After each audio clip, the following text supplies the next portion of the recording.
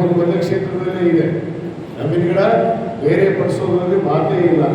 ಯಾವತ್ತೂ ಅಂಬಿನಗಡ ಅದು ನಮ್ಮ ಗ್ರಾಮ ಅನ್ನೋ ಒಂದು ಹೆಮ್ಮೆಯನ್ನು ಇಟ್ಟುಕೊಂಡು ಇವತ್ತು ನಾವು ಈ ಒಂದು ಶಾಖೆ ವಿಳಂಬ ಆದರೂ ಕೂಡ ಒಂದು ತಡವಾದರೂ ಕೂಡ ಇವತ್ತು ಒಂದು ಒಳ್ಳೆಯ ರೀತಿಯಲ್ಲಿ ಪೂಜ್ಯರ ಒಂದು ದಿವ್ಯ ಸಾನ್ನಿಧ್ಯದಲ್ಲಿ ಇವತ್ತು ಉದ್ಘಾಟನೆಗೊಂಡಿದ್ದು ಕೂಡ ಬಹಳ ಹೆಮ್ಮೆಯ ವಿಷಯ. ಇವತ್ತು ಈಗಾಗಲೇ ನಮ್ಮ ಸಿಂಧು ಭದ್ರಶೆಟ್ಟಿ ಆಗಿರ್ಬೋದು, ನಮ್ಮ ನಿರ್ದೇಶಕರಾದಂಥ ಅಂಬರೀಷ್ ನಾಗೂರು ಇವತ್ತು ಈ ಬ್ಯಾಂಕಿನ ಹಲವಾರು ವರ್ಷಗಳಿಂದ ಈ ಬ್ಯಾಂಕು ಗೌರಿ ಶಂಕರ್ ಪತ್ತಿನ ಸಂವರ್ಧಿಸಿದ ಬ್ಯಾಂಕ್ ಆಗಿ ಇತ್ತು.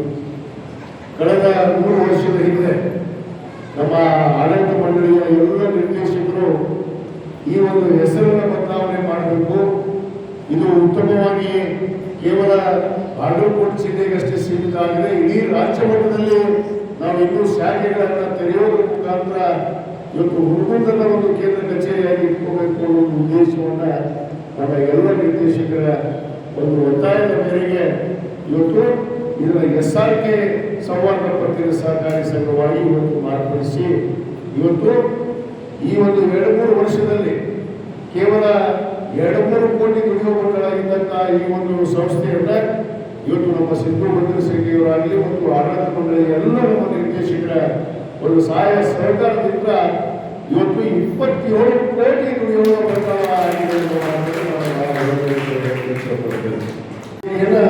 ನಾವು ಹುಡುಗರಲ್ಲೇ ಈಗಾಗಲೇ ಸ್ವಂತ ಕಟ್ಟಡವನ್ನು ಕೂಡ ನಾವು ನಿರ್ಮಾಣ ಮಾಡ್ತಾ ಇದ್ದೀವಿ. ಈಗಾಗಲೇ ನಮಗೆ 4 ಜಿಲ್ಲೆ ಪರವಾನಗಿ ಇದೆ. ಜೊತೆಗೆ ನಾವು ಬಿಜಾಪುರ ಜಿಲ್ಲೆ ಮುದ್ದೇವಾಡದಲ್ಲಿ ಪ್ರಾರಂಭ ಮಾಡಿದ್ದೀವಿ. ಈಗಾಗಲೇ ಬದಾಮಿಯಲ್ಲಿ, ಗುಳೇಗುಂಡಲ್ಲಿ ಈಗಾಗಲೇ ಪ್ರಾರಂಭ ಆಗಿದೆ. ಬರುವ ದಿನಗಳಲ್ಲಿ ಮೊದಲು ನಾವು 4 ಜಿಲ್ಲೆಗಳಲ್ಲಿ ಶಾಖೆಯನ್ನು ತೆರೆಯೋದ್ರ ಮುಖಾಂತರ ಇಡೀ ರಾಜ್ಯ ಮಟ್ಟಕ್ಕೆ ಇವತ್ತು ಮುಟ್ಟುವಂಥ ಕೆಲಸ ಖಂಡಿತವಾಗಿ ನಾವು ಮಾಡ್ತೀವಿ ಅನ್ನೋದು ಮಾತನ್ನು ಕೂಡ ನಾನು ಈ ಸಂದರ್ಭದಲ್ಲಿ ಇಷ್ಟಪಡ್ತೇನೆ. ಈ ಒಂದು ಸಂಸ್ಥೆಯನ್ನು ತೆರೆಯುವಂಥ ಮೂಲ ಉದ್ದೇಶ ಯಾಕೆ SR ಕಾಶ್ಯಪ್ ಅವರ ಹೆಸರನ್ನೇ ಇಡಬೇಕಾಗಿತ್ತು ಅಂತಂದ್ರೆ ಯಾವ ರೀತಿ ಇವತ್ತು ಜನರಿಗೆ ಅನುಕೂಲ ಆಗಬೇಕು, ಇವತ್ತು ಬಡಬಗ್ಗರಿಗೆ, ಕೂಲಿ ಕಾರ್ಮಿಕರಿಗೆ, ಇವತ್ತು ರೈತರಿಗೆ ಇವತ್ತು ಅನುಕೂಲ ಆಗಬೇಕು ಅನ್ನೋದು ಏನು ಒಂದು ಕಾಶ್ಯಪ್ ಅವರ ಕನಸಿತ್ತು. ಆ ಕನಸನ್ನು ನನಸು ಮಾಡಬೇಕು ಅಂತ ಹೇಳಿ ಇವತ್ತು ಹೆಚ್ಚಿನ ಒಂದು ಆಸಕ್ತಿಯನ್ನು ಒತ್ತನ್ನ ನಾವು ಈ ಸಂಸ್ಥೆಗೆ ಕೊಡೋದ್ರ ಮುಖಾಂತರ ಈ ಸಂಸ್ಥೆಯನ್ನ ಬೆಳೆಸುವಂತ ಕಾರ್ಯ ಇವತ್ತು ನಾವೆಲ್ಲರೂ ಕೂಡ ಮಾಡ್ತಾ ಇದ್ದೀವಿ ಅನ್ನೋ ಮಾತನ್ನು ಕೂಡ ತಮ್ಮ ಗಮನಕ್ಕೆ ಇವತ್ತು ನಾನು ತರುತ್ತಾ ಇದನ್ನ ಬರೋ ದಿನಗಳಲ್ಲಿ ಇವತ್ತೇನು 4 ಜಿಲ್ಲೆಗಳಲ್ಲಿ ಈಗಾಗಲೇ ಪರವಾನಗಿ ಸಿಕ್ಕಿದೆ.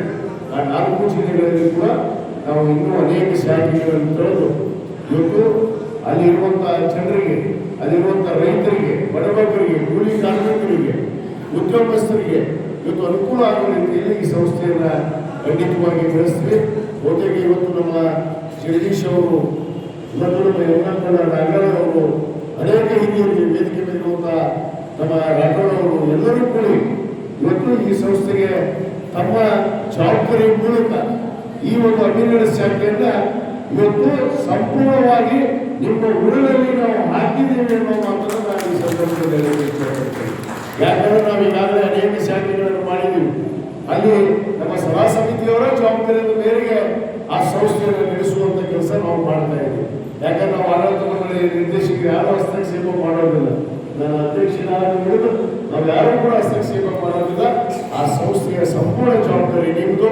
ಇವತ್ತು ಕೆವಳಿ ಇಳೋದ್ರಿಂದ ಹಿಡಿದು ಅಲ್ಲಿ ವ್ಯವಹಾರ ವಹಿವಾಟುಗಳನ್ನು ಮಾಡುವಂಥ ಕೆಲಸ ನಮ್ಮ ಸಭಾ ಸಮಿತಿಯವರು ನಡೆಸಿಕೊಳ್ತಾರೆ ಅನ್ನೋ ವಿಶ್ವಾಸದೊಂದಿಗೆ ಇವತ್ತು ನಾನು ಅವರಿಗೆಲ್ಲರಿಗೂ ಅಭಿನಂದನೆಯನ್ನ, ಧನ್ಯವಾದಗಳನ್ನು ಕೂಡ ಈ ವೇದಿಕೆ ಮುಖಾಂತರ ಅರ್ಪಿಸಿ ಏನಂದ್ರೆ ಇವತ್ತು ಉದ್ಘಾಟನೆ ಪೂರ್ವದಲ್ಲೇ ಇವತ್ತು 18 ಲಕ್ಷಕ್ಕೂ ಹೆಚ್ಚು ಇವತ್ತು ಠೇವಣಿಯನ್ನು ಇಟ್ಟಂತ ನಮ್ಮ ಎಲ್ಲ ಠೇವಣಿದಾರರಿಗೆ ಇವತ್ತು ನಾನು ವಿಶೇಷವಾದ ಧನ್ಯವಾದಗಳನ್ನು ಅರ್ಪಿಸ್ತೇನೆ.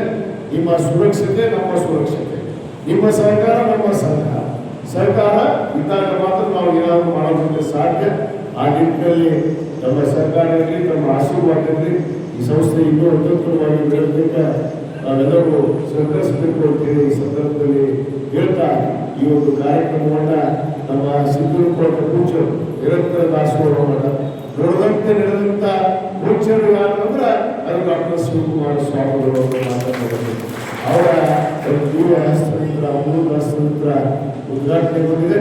ಇದು ಅತ್ಯುತ್ತಮವಾಗಿ ಈ ಸಂಸ್ಥೆ ಹೇಳೋದಕ್ಕೆ ಅವರ ಆಶೀರ್ವಾದ ಕೂಡ ನಮ್ಮ ಸಂಸ್ಥೆ ಮೇಲೆ ಸದಾಕಾಲ ಇದೆ.